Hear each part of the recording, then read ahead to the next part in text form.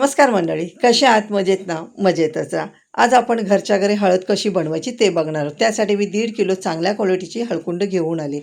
3 ते 4 पाण्याने स्वच्छ धुवून घ्यायचे, म्हणजे त्याच्यावरचा मातीचा थर, जी काही पावडर केमिकल असेल ते सगळं निघून जातं.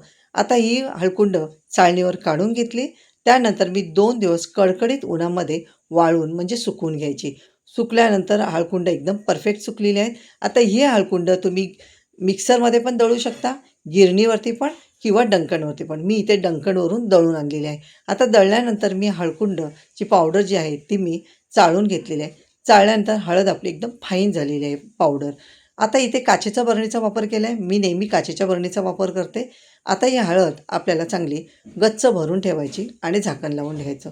अजिबात हवा जाऊ द्यायची नाही.